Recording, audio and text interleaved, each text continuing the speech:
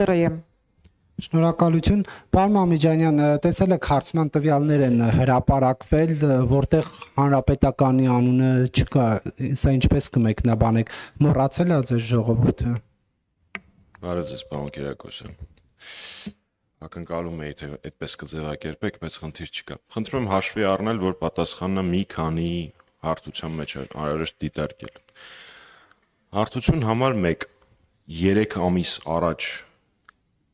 կատարված հարցումի բուն կատարվել է ավելի վաղ, բայց 3 ամիս առաջ հրապարակված արդյունքը դեռևս վերջնական չի։ Երկրորդ, ես կպատասխանեմ ձեր հարցին միան հանգստացեք։ Երկրորդ, ես չունեմ բացատրություն, թե ինչի ԱՌԱ-ը չի հրապարակել հանրապետականի կամ պատիվ ունեմի արդյունքները, չգիտեմ, չեմ խոսել հետները, առավոտյան եմ նայել հարցումը, բայց սրանից դուք ունեք իրավունք կասկածով մոտենալ իմ պատասխանին, բայց իրականում այդ վարկանիշը ինձ իրապես չի հետաքրքրում։ 3 չէ առաջի օրվա իմ ասուլիսը եւ գործադիրի հայտարարությունը կարծում եմ հենց դրա մասին էր, որ մեզ հետաքրքրում է մենակ մի բան՝ Նիկոլ Փաշինյանին իշխանությունից հեռացնելը։ Եկեք իրար հետ մտածենք, պարոն Կիրակոսյան, եթե Հայաստանի առջև առկա են ահռելի վտանգներ անվտանգային, վտանգված է Մեղրին,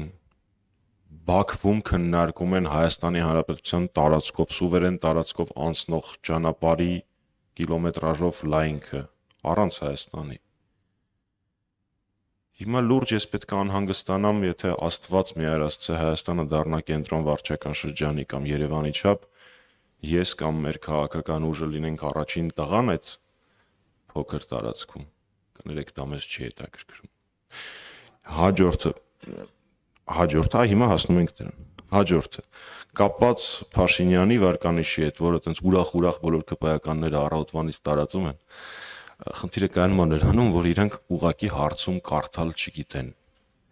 որովհետև երբ որ այդ թվերը բանաձևով անցում ես անում, դա կհաստատի ցանկացած սոցիոլոգ, բանաձևով անցում ես անում էլեկտորալ ռեյտինգի, ապա Փաշինյանի վիճակը այդքան էլ լավ չի լինում, առնվազն 50-ից պակաս է լինում։ Նորից, դա չի նշանակում, որ այդպես է լինելու։ 3 ամիս դեռևս կա, դեռևս բոլորը չեն հայտարարել, դեռևս ոչ մի ցուցակ հրապարակված չի, դեռևս վարչապետի տեխնացուների կեսն են միայն հրապարակված, բայց այնուամենայնիվ, որ տենց ուրախ տարածում են, դա իրանց վնաս է։ Այս հարցման արդյունքներով սոցիոլոգիական բանաձևերի կիրառմամբ Փաշինյանը 50-ից պակաս է հավաքում։ Եվ ամենակարևորը, սա ավելի շատ մեր անելիքն է։ Տեսակ, որ այդ հարցման մեջ ավելի շատ էին մարդիկ, որոնք թերահավատ էին թրիփին, քան հավատում էին, եւ հայ առաքելական Սուրբ եկեղեցու վարկանիշը, դրա նկատմամբ վստահությունը բարձր էր եւ աճում էր։ Հետևաբար մեզ ընդդիմադիրներից մնում է մենակ մեկ բան՝ մեր սիրելի քաղաքացիներին բացատրել, որ եթե դու հայ առաքելական եկեղեցու, հայ առաքելական Սուրբ եկեղեցու կողքին ես, դա նշանակում է ավտոմատ, որ դու Փաշինյանին դեմ ես։ Եթե դու ունես վերապահումներ թրիփի հետ կապված, դա ավտոմատ նշանակում է, որ դու Փաշինյանին դեմ ես։ Ուստի այս հարցումները իմ համար ավելի շատ աշխատելու հնարավորությունների եւ ուղղությունների ցույց տվող հարցումներ են, քան թե թվեր։ Իսկ մեր ռեյտինգի մասով ասեցի, մեզ անկեղծորեն դա այդքան էլ չի հետաքրքրում, բայց իհարկե ընդունված է հիմա բոլոր քաղաքական ուժերն են ասում, որ իրենք սեփական հարցումները ունեն, բայց ոչ մեկի համար գաղտնիք չի, որ հանրապետականը տարիներ շարունակ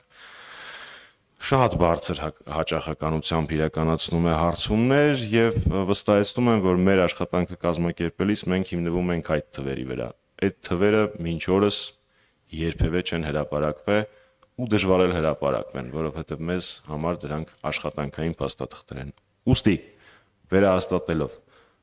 միակ թիվը, որ ինձ այդ հարցումների մեջ հետաքրքրում է, դա թե այդ հարցման արդյունքներով ինչպես կարող ենք հասնել իշխանափոխության։